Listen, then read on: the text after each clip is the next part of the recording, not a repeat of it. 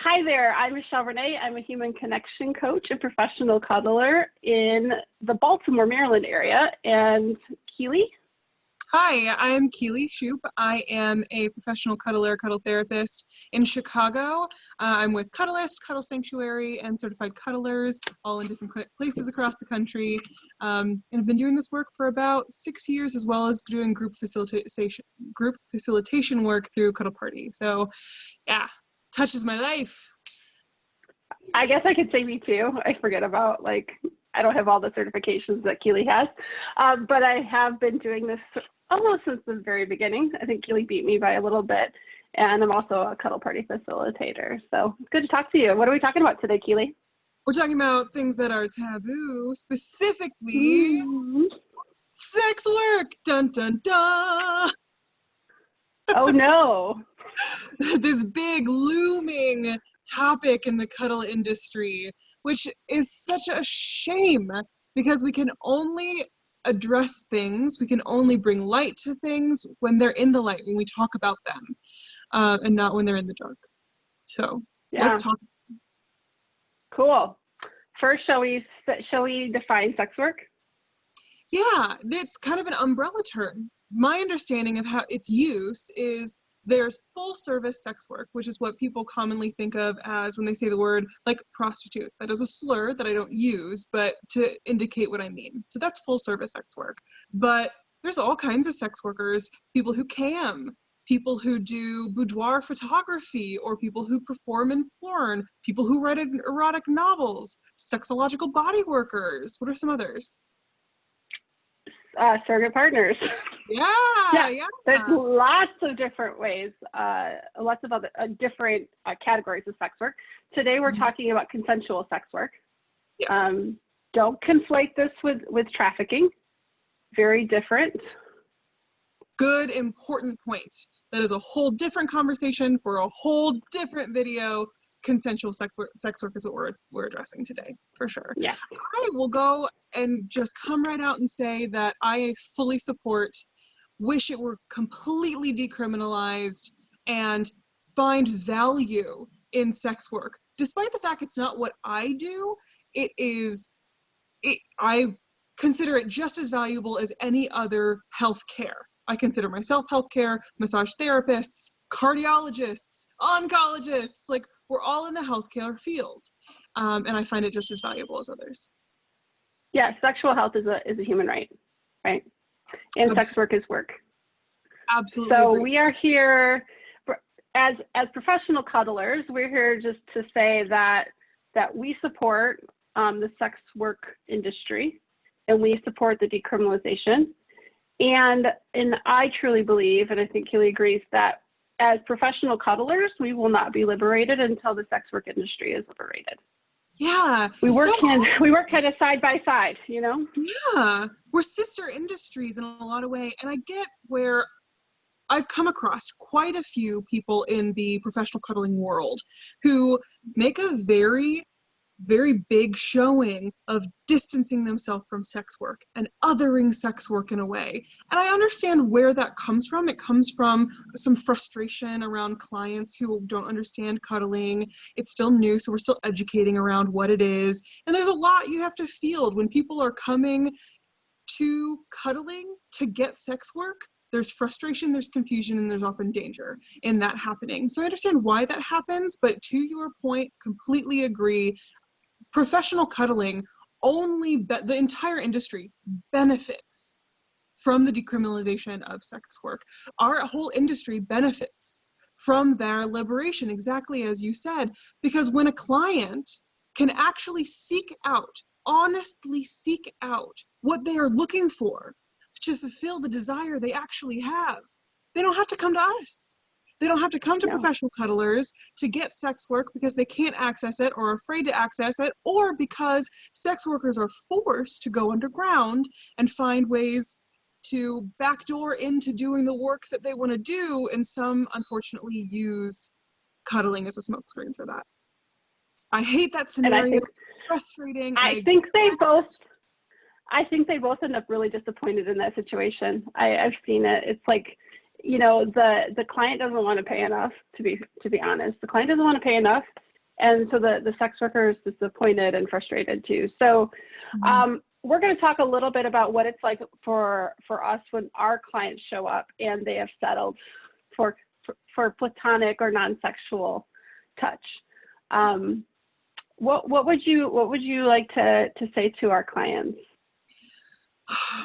So the biggest problem with someone who really is seeking sex work but asks a professional cuddler for it is that so much time is wasted. So much money and resources are wasted because you, as a client seeking this thing, are going to absolutely be disappointed. What I offer, the actual thing that I offer, is valuable. It's so important and rich and therapeutic for the people who want it. And if it's not the thing that you're looking for, it's not going to matter to you. It's not going to be beneficial to you. Yeah, I think when I screen a client, I always like to throw out the question, you understand that this is a non-sexual service. And believe me when I say that, please believe me when I say that, because there's nothing, I want to use the word ickier than being in session and battling the boundary pushing or the expectations, the energy that comes in the room when the desire is floating around. Like, it's okay. I want to. Yeah. If you come to me and you're like, look, I don't know how to do this. I don't know how to share space. In my case, with a woman, and not make it sexual, but I want to work on it. I am a hell yes to that. Yeah. That feels really good. What doesn't feel good is when I say that it's non-sexual, they say, okay, they show up and they bring that energy with them. And it just doesn't allow me to get as close to them as I would like to be because I have to keep my guard up all the time. Mm-hmm. And that barrier really prevents what I think most people actually want when they come to us, which is the connection. People want connection. They want me to see them and validate them as people and allow them into my heart and into my intimacy. And I can't do that if all I'm worried about is making sure there aren't roving hands, making sure someone isn't trying to see if they can tip me for a little, less clothing or something like that. None of that's going to happen. I have to have my guard up and all that connection is lost. I can't actually see the beautiful wholeness of that person and all of their desires and all of their wonderful parts of them if all I'm worried about is keeping boundaries. What do you think a client should do if they come in with the intention for non-sexual platonic connection with us and they start to have different feelings? What should they do with that? So there's a thing that Cuddle Sanctuary out in Los Angeles teaches that I really love, and it's addressing erections. Dun, dun, dun, that big scary word. And one is you first acknowledge it. Like, hey, that happened. You can even celebrate the fact that your body is working correctly. Second is don't freak out. People can experience an erection from relaxation. It doesn't always mean sexual drive or intent. Right? So acknowledge it and celebrate it if you want. Your body is working correctly. Cool. Don't freak out. And the last piece is just adjust. I need you to be in your integrity that you aren't going to pursue more sexual gratification or an erotic session. Just shift or adjust in a way that's comfortable. I will add that I'm okay having a conversation around it so that they understand it better. I'm a geek about that stuff. Oh yeah. I'm happy to talk about it. We're not going to do anything about it. Mm-hmm. Yeah. Oh yeah. Cool. 100%. And just to make a little clarification there for me, we're not going to talk about it in a way that's like sexy and fun and like encouraging it. We can just have a frank conversation about what that experience is like. Yeah. Right. And how to put those feelings into a different box. Yeah. It's okay, but we're going to put them in a different box. Yeah. Cool. Have we missed anything?